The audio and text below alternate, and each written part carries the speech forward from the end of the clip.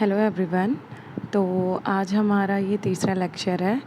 तो अब हम पढ़ेंगे लेखपाल की शब्दावली से रिलेटेड जो इम्पोर्टेंट वर्ड्स हैं उन्हें। ठीक है, तो लेखपाल के जो ज़रूरी दस्तावेज होते हैं उन्हें हम किस नाम से जानते हैं और उनकी पूरी डिटेल।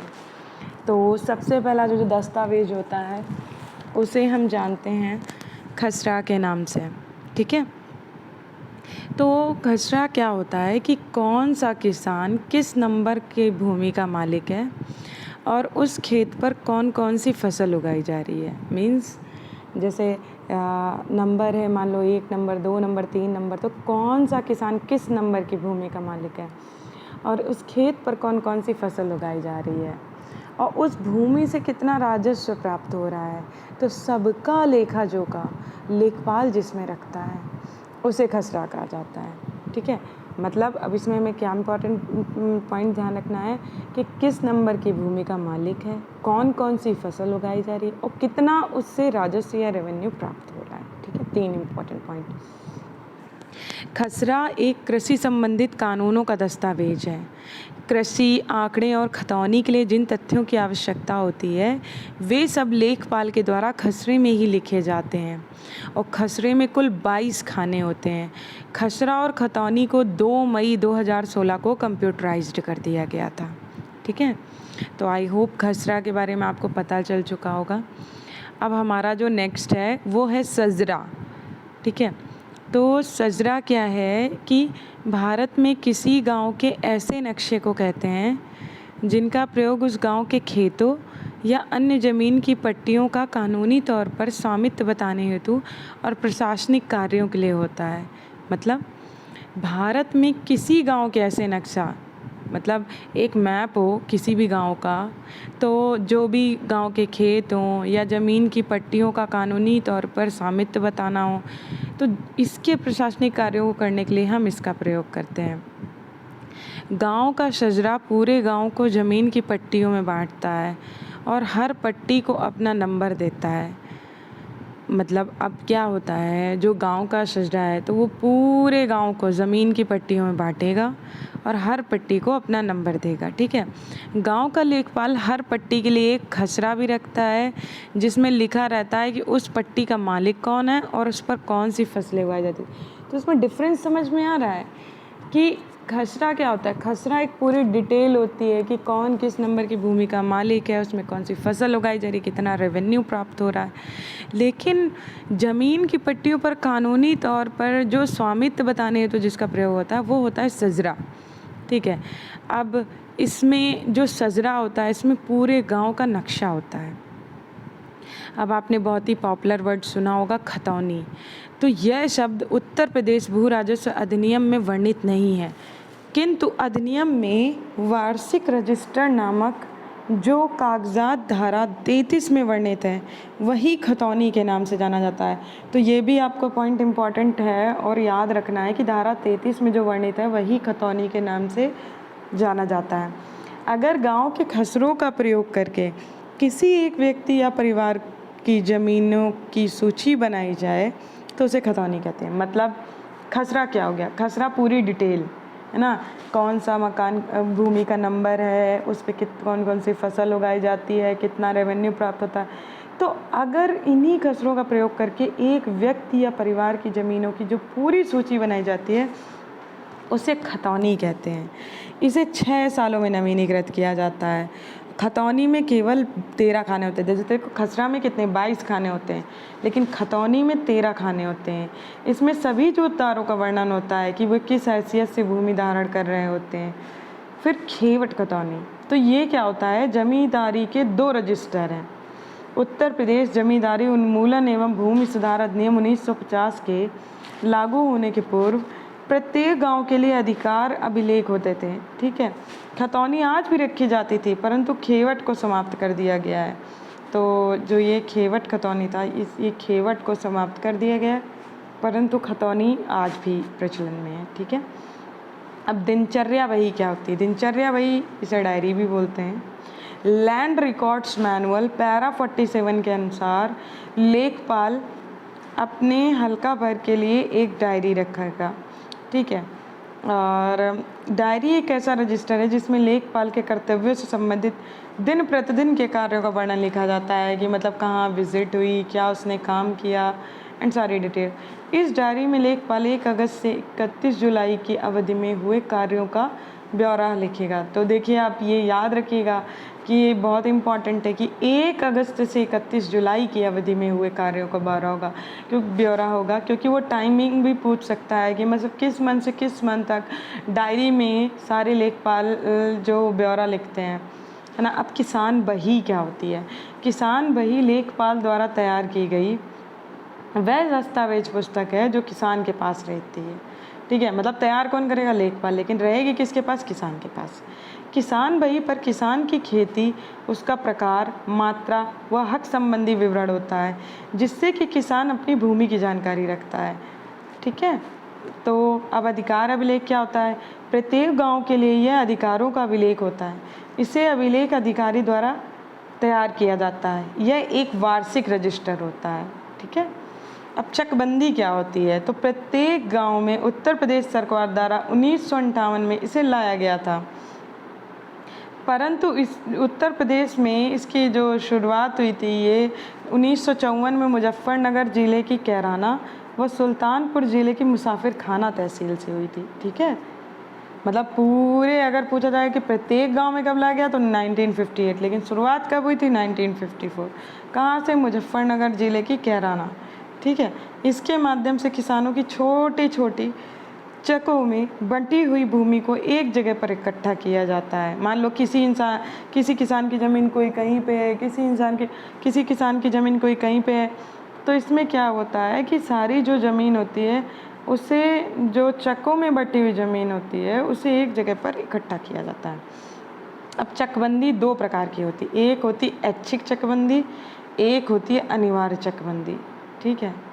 अब आया गिरदावरी। तो गिरदावरी क्या होता है? देखो, किसान की खेती से संबंधित एक प्रक्रिया है जो लेखपाल द्वारा वर्ष में 2 बार तैयार की जाती है, पहली रबी की फसल के समय और दूसरी खरीफ की फसल के समय। तो आप सभी लोग कमेंट करके बताएंगे कि रबी की फसल कब बोई जाती है और खरीफ की फसल कब बोई जाती है, ठीक है। और एक एक एग्जाम्पल, लेखपाल ये सभी जानकारी गिरदावरी किसान ऐप पर दर्ज करता है। तो गिरदावरी किसान ऐप जो है उस पर लेखपाल सारी की सारी जानकारी जो है ना, तो वो दर्ज करता है। अब क्या है कि इसमें खेत की जानकारी को शासन के राजस्व विभाग में दर्ज किया जाता है, जैसे कितने रकबे में कितनी और कौन सी फसल की बुवाई होनी है। गिरदावरी के आधार पर सरकार किसानों को मुआवजा देती है और उनकी फसल या फिर प्राकृतिक आपदा से, मतलब जब भी उनकी फसल प्राकृतिक आपदा से प्रभावित होती है तो इसी के आधार पर सरकार इनको मुआवजा या बाकी जो राहत है वो प्रदान करती है। अब जमाबंदी क्या होती है? जमाबंदी होती है कि प्रत्येक राजस्व संपत्ति में रिकॉर्ड ऑफ राइट के हिस्से के रूप में तैयार किया जाता है। इसमें भूमि में विभिन्न अधिकारों, स्वामित्व, खेती की नवीनतम जानकारी रखी जाती है। जमाबंदी को हर 5 साल में संशोधित किया जाता है, जिसमें से एक प्रति लेखपाल रखता है और दूसरी प्रति जिला रिकॉर्ड रूप में भेजी जाती है। जमाबंदी लेखपाल द्वारा तैयार की जाती है परंतु उसको सत्यापित राजस्व अधिकारी करता है। ये इम्पॉर्टेंट पॉइंट है। जमाबंदी तैयार कौन करता है? लेखपाल, लेकिन सत्यापित कौन करता है? राजस्व अधिकारी। अब दाखिल खारिज क्या होती है? म्यूटेशन या दाखिल खारिज किसी भी ज़मीन के मालिकाना हक में हुए बदलाव को इंगित करती है। म्यूटेशन रजिस्टर में पिछले जमाबंदी में जो सुधार किए गए थे उससे खेत की जानकारी होती है, ठीक है। म्यूटेशन रजिस्टर में कितनी ज़मीन के मालिकाना हक में, मतलब कितनी ज़मीन है जो आप जिसमें मालिकाना हक के बदलाव किया गया तो उसकी जानकारी मिलती है। इसमें कोई भी परिवर्तन लाल कलम से किया जाता है। याद रखिएगा कि जो ये दाखिल खारिज है इसमें जो कोई भी चेंजमेंट होता है वो लाल कलम से होता है। अब ये लाल किताब, प्रत्येक राजस्व संपत्ति के लिए अलग नोटबुक रखी जाती है जिसमें एक गांव के आंकड़े बनाए रखे जाते हैं, ठीक है। अब क्या होता है कि जो संपत्ति के लिए एक अलग से नोटबुक रखी जाती है जिसमें एक गांव के आंकड़े बनाए रखे जाते हैं। इसमें संपत्ति में उगाई गई फसलें, मिट्टी का वर्गीकरण, कुओं और गांव में सिंचाई के अन्य साधन, लाइव स्टॉक और गांव में पशु गणना, और सार सहित कई कथन शामिल हैं। ठीक है, तो अब लाल किताब क्या होती है? मतलब राजस्व की संपत्ति के लिए जो अलग नोटबुक रखे जाता है उसे लाल किताब के नाम से जानते हैं। इसमें गांव के आंकड़े बनाए रखे जाते हैं। इसमें संपत्ति में उगाई गई फसलें, मिट्टी का वर्गीकरण, कुओं और गांव में सिंचाई के अन्य साधन, लाइव स्टॉक और गांव में पशु जनगणना के सार सहित कई कथन शामिल हैं। बयानों का समय समय पर कटाई के निरीक्षण और अन्य विलेखों के संशोधन के समय से अद्यतन किया जाता है, जो उन बयानों के लिए एक फीड स्रोत है। ठीक है, अब वर्षा रजिस्टर, तो जैसा कि नाम से ही आपको समझ आ रहा होगा कि रजिस्टर में वर्ष की प्रविष्टियाँ होती हैं। जैसा कि तहसील मुख्यालय में वर्षा गेज से कार्यालय कानूनगो द्वारा देखा जाता है। यह एक अवधि में वर्षा के आंकड़ों के बारे में जानकारी एक मूल्यवान स्रोत है। यह जिला मुख्यालय पर तहसील में 3 वर्षों की अवधि के लिए रखा गया है। ठीक है, तो 3 साल में आपको इन्फॉर्मेशन इसके बारे में मिलेगी। अब जो है, अब हम पढ़ेंगे लेखपाल की शब्दावली। तो इलाके का सारा रिकॉर्ड किसके पास होता है? पटवारी यानी लेखपाल के पास। एक पटवारी का सीधा संबंध किसे होता है? पटवार या हल्के यानी इलाके से। गिरदावर कानूनगो पर नियंत्रण कौन रखता है? तहसीलदार। किसी गांव के भूखंडों को दर्शाने वाला मानचित्र क्या कहलाता है? सजरा। राजस्व प्रशासन का निम्नतम पद कौन सा है? पटवारी। जमींदारी प्रथा का प्रारंभ किसने किया था? कॉर्नवालिस। कलेक्टर के पद का सृजन किसने किया था? Warren Hastings. Very important. लेखपाल के कागजात पर हस्ताक्षर होते हैं राजस्व अधिकारी के। गांवों में भू राजस्व वसूली का कार्य करता है पटवारी। गिरदावर कानून को जिस व्यक्ति के अभिलेखों का निरीक्षण करता है वह व्यक्ति है पटवारी। तहसीलदार का प्रमुख कार्य भू राजस्व प्रशासन का संचालन। उत्तर प्रदेश चकबंदी अधिनियम कब पारित किया गया था? 1953 में। लेखपाल खसरा तैयार करके अगले वर्ष जमा कर देता है रजिस्ट्रार कानूनगो के पास। भारत में संपत्ति का अधिकार है विधि का अधिकार। देखिए, एमसीक्यूज़ करना भी बहुत इम्पॉर्टेंट है।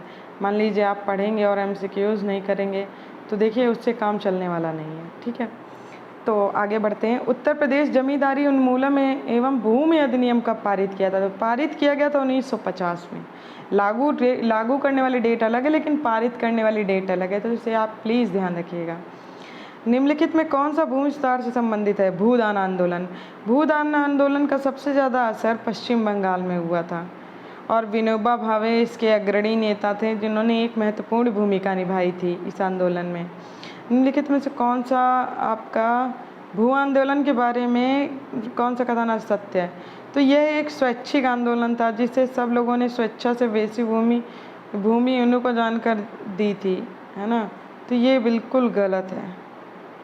ये मतलब जो ये था ये स्वैच्छिक नहीं था, जो कि स्वेच्छा से वैसी भूमि इन्हों को दान, मतलब ऐसा था। भूदान आंदोलन जो था मतलब जैसे जो बहुत जिनके पास ज़मीन होती थी तो उनसे आग्रह किया जाता था तो वो लोग स्वेच्छा से जो जिन पे कब्जा कर लिया या जो भी तो वो भूमि दान देते थे। ठीक है, दान कर देते थे। देखभाल खसरा तैयार करके अगले वर्ष जमा कर देता है रजिस्ट्रार कानूनगो के पास। कौन सा भूमि सुधार भारत में सबसे पहले प्रारंभ किया गया था? जमींदारी उन्मूलन।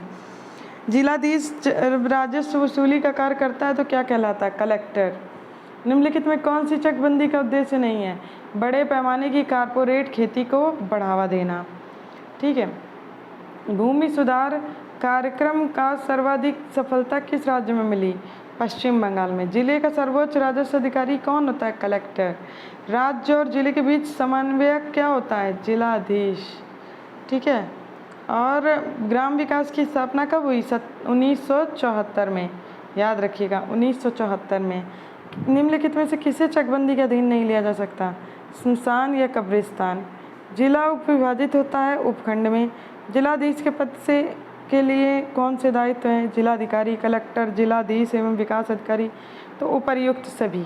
ठीक है, मतलब जो एक डीएम होता है उसके ये सारे दायित्व होते हैं। भूमि सुधार से संबंधित विषयों को उल्लेख भारतीय संविधान की 7वीं अनुसूची की किस सूची में? राज्य सूची में। ठीक है, इसी के साथ हमने एमसीक्यूज़ कर लिए। अब नेक्स्ट लेक्चर में हम लोग नेक्स्ट चैप्टर देखेंगे। तब तक के लिए थैंक यू। अच्छे से पढ़िए और सभी लोग लगे रहिए।